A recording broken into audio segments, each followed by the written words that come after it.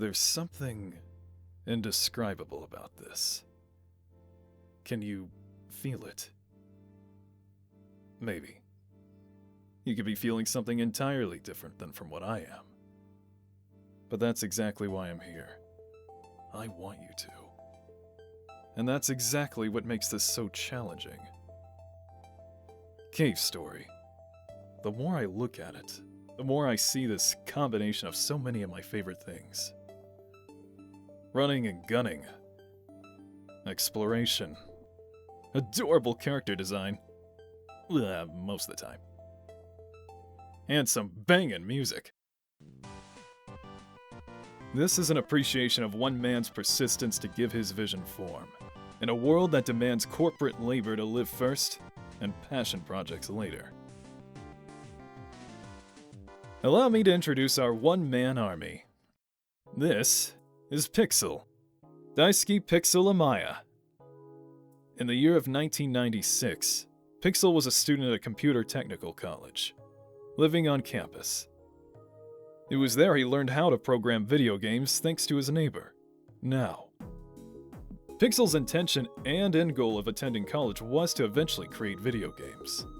However, he soon realized that even if he made it on board with a game company, he couldn't expect to make exactly what he wanted. Instead, he opted to aim for a job, including ones that wouldn't even pay well, that would allow him to have the time and energy to create what he wanted in his spare time. This hit close to home. My degree is actually one in computer hardware, funny enough. However, in the last couple semesters, I discovered the world of NSFW voice acting, and driven by occasional compliments on my speaking voice throughout my years growing up, found myself desiring a completely different path. That, and I realized I would have hated working jobs in that field anyway. Never work at call centers.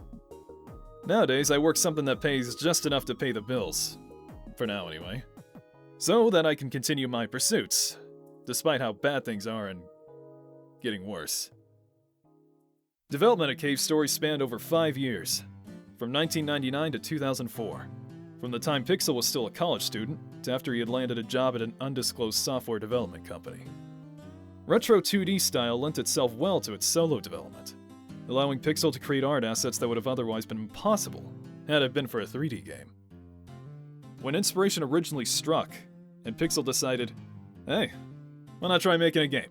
The first thing he did was composing the game's calling card piece of music.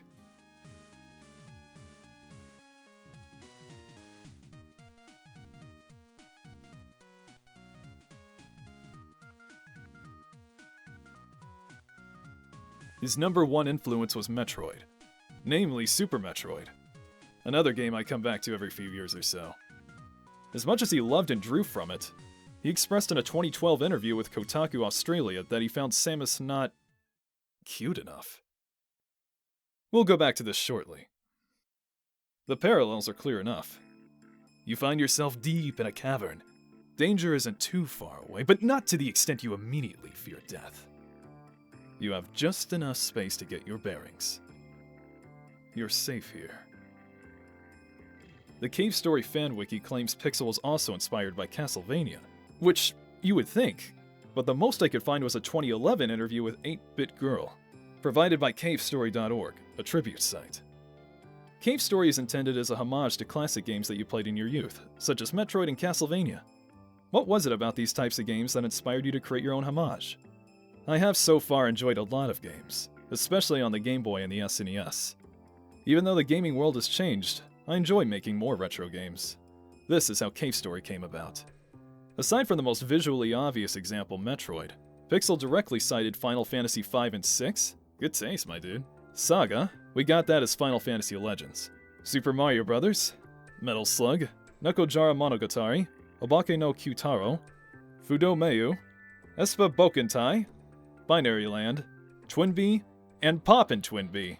And of course, MegaMan! 2 specifically. Man, that really was the entry that everybody played, wasn't it? However, none of these games had the amount of cuteness he desired either. Back to the 2012 Kotaku Australia interview, Pixel explained that the factor of cuteness is something that he could not separate from his concept of fun. For him, cute is the result of many techniques other than those of appearance. The movement, the background music, the sound effects, these all express cuteness. If, in addition to cuteness, there's some impressive novelty or uniqueness, that makes it all the better. This really explained it all for me. This can be seen in nearly every facet of the game's art style. Look at these guys. I want plushies of them. I want to protect them. I want to see them continue to grow happy and healthy. The protagonist, the for a time unnamed quote, took notes from Mario's design. His red hat and pale skin allowed him to always stand out from the oftentimes dark and somber environments. Forgive me, but somber, that's a word I'm going to use a lot here. From the plush floppy ears of the Mamiga to the tasseled hair of the stranded researcher Kazuma, the designs find a happy medium between chibi and giving just enough detail to maintain a more realistic sense of scope. Anatomy. I guess anime like Lucky Star would be a good example. You know, big heads. The quiet visuals of the game's environments are oddly comforting. The backgrounds of its varied environments were never too overwhelming, opting to even use pitch black backgrounds, allowing the mystery of the environment you find yourself in to truly shine. Here's my best example. You find yourself in this cozy little crevice. Where is this? How deep does this cavern go? What's out there? Where am I? I love this area. It doesn't overwhelm you at all. The colors are dark and easy on the eyes. You immediately come across the game's means of saving progress, and a means of restoring all your health. There's a small pool of water in the bottom left, and if you're brave enough to put your head underwater, the game lets you know you can't hold your breath forever. You're free to get a grasp on how your character moves, with pleasant music in the background. Everything about this little space says there's a big world waiting, but hey, relax. For now. Feel comfortable in your body. While there is some dialogue, there's no tutorial that you need to mash through, sighing as you realize how tedious this will be, weakening your will to play through it again later. Something Pixel has stated as disliking, taking inspiration again from Metroid or Mario teaching you the game in its opening acts. Really, the more I learned about Pixel's design philosophy, the more it made complete sense as to why this game always clicked with me so hard. Something I've noticed in my personal taste of video games is the more the game lets you jump right in and play, the more likely I am to spend time with it after finishing it the first time.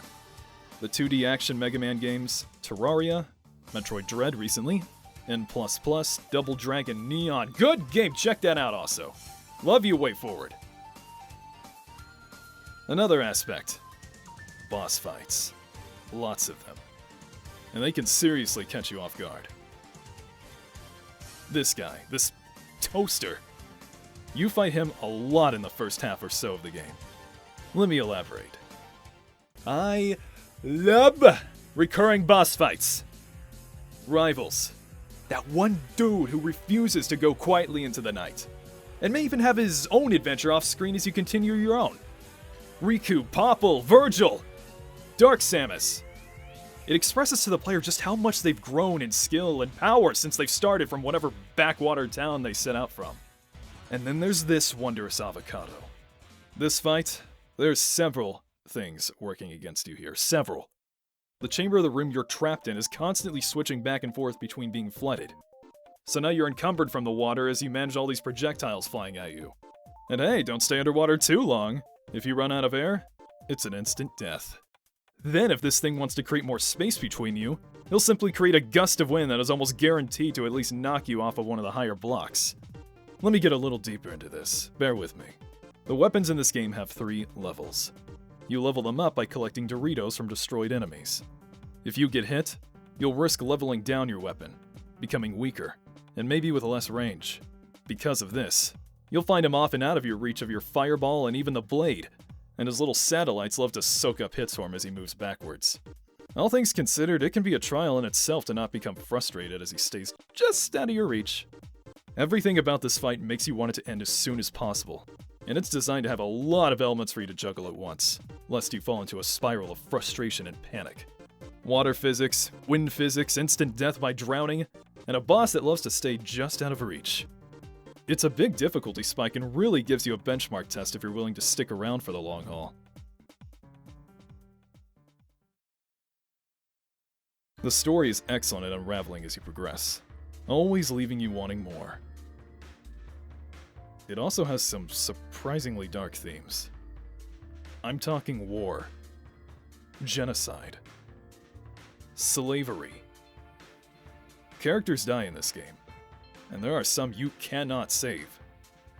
And yeah, it's gonna hurt. But that's what also drives you to achieve the true ending. You not only want to stop the megalomaniacal villain from taking over the world, you're going to want to save as many of the characters as you can.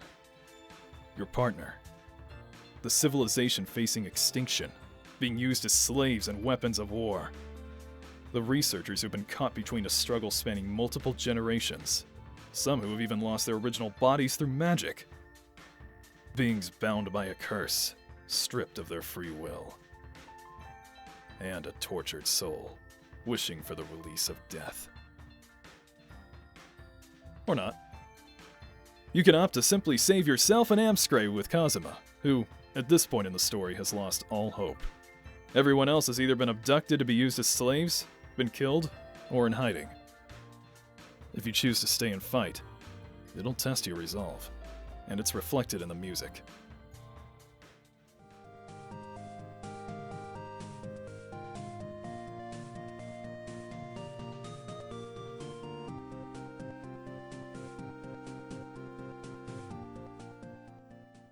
At this point in the game, you and everybody else are at their lowest.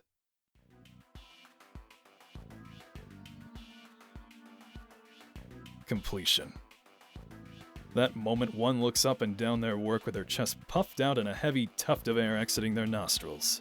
That satisfactory moment is what originally drove Pixel to never stop working on it through those 5 years.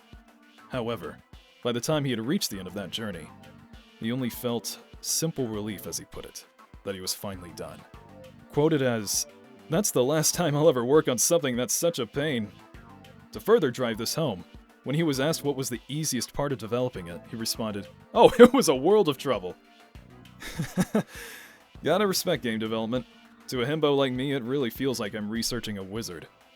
I barely have the patience to organize my Twitter bookmarks. That is, not to say he grew to truly hate the game by the end. He wanted people to enjoy it. And every hurdle, every bug, was a potential wall preventing him from sharing his unfiltered intention with the world. When he did release it, he received a thunderous applause. This surprised him. By the time the game came out, he felt that the game was behind the times.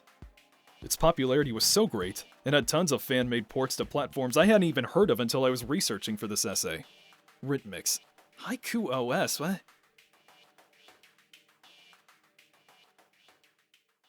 I think Mega Man 9 really cemented in my young mind and to others that games could be brand new and still look like this. New games, new experiences don't necessarily have to use the latest graphical advancements, let alone even 3D. It can also lend well to the workload, just as it did for Pixel. Castlevania, Seal of the Eclipse. Previously known as Umbra of Sorrow, this fan game seeks to finally create the entry, set in the year 1999, that Aria of Sorrow's story had set up long ago on the Game Boy Advance. The Demon Castle War. The cataclysmic event that saw the return of not only the Belmont clan, but Alucard, reuniting to thwart Dracula in his all-out war on the entire planet.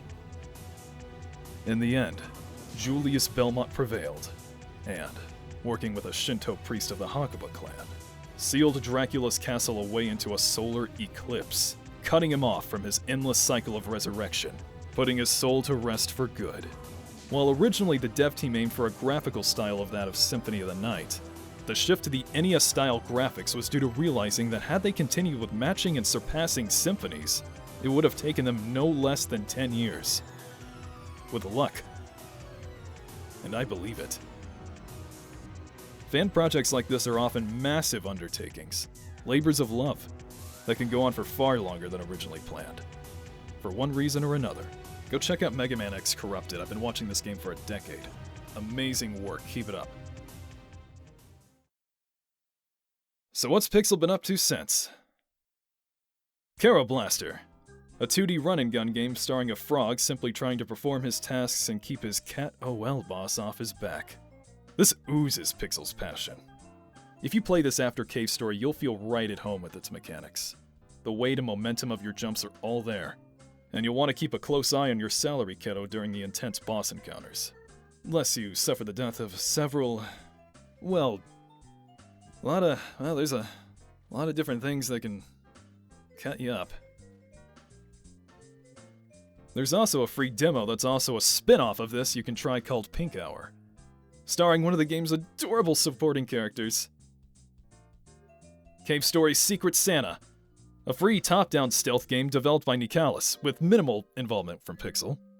This is actually what gave me the itch to play through Cave Story again in the first place, and what led to me wanting to write this. Streaming this over the holidays was super cozy. It was really exciting to see a spin-off. I actually didn't realize the Amiga you play as in this is the same Santa from the main game until later. My only gripe with this really is the lack of an in-game list of controls. There was a level that made use of a block-pushing puzzle I had to skip over when I streamed it, due to not knowing I could pull blocks backwards. Other than that, I found it super cute with charming secrets and a pleasantly surprising degree of difficulty at times. Even if the holidays are over, don't let that stop you.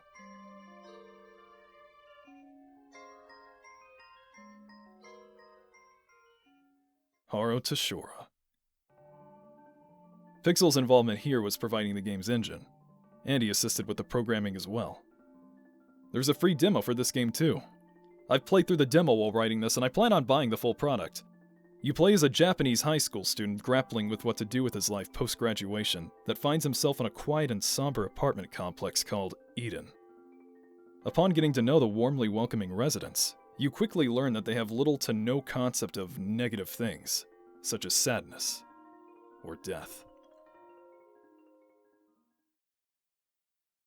PyTest, a window compatibility program. Stuff like frame rate, screen scrolling smoothness, characters on screen. However, the presentation quickly hints that there's a little more to do than just that.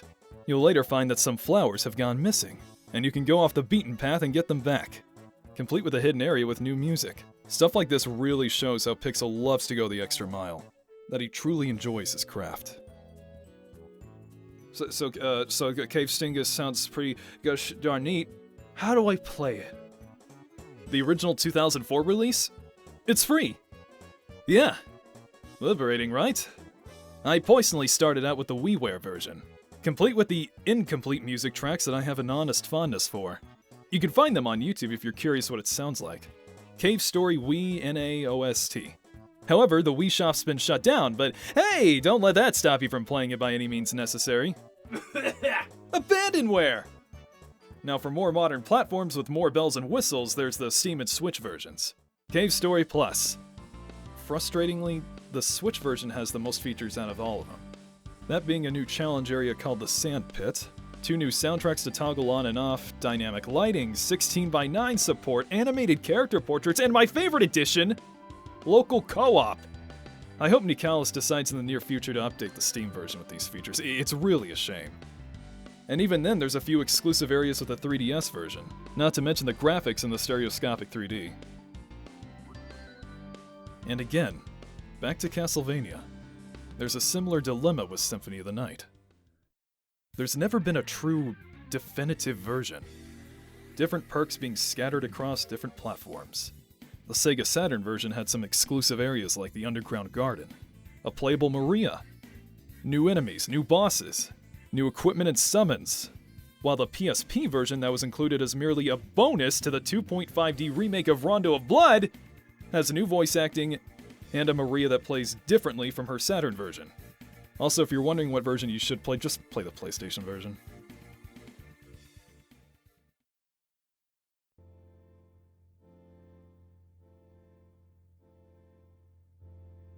Cave Story is a perfect example of a passion project. A culmination of effort, of one man's love for a medium. It showed that you didn't need the backing of AAA publishers always researching to squeeze every cent from their existing and potential customers to share your game with the world at the expense of your vision. You can see this with the popularity of many indie games today. It showed that throughout the world, There are inspired individuals and even teams toiling at their keyboards, creating the culminations of their experience and passion. Perhaps even their magnum opus.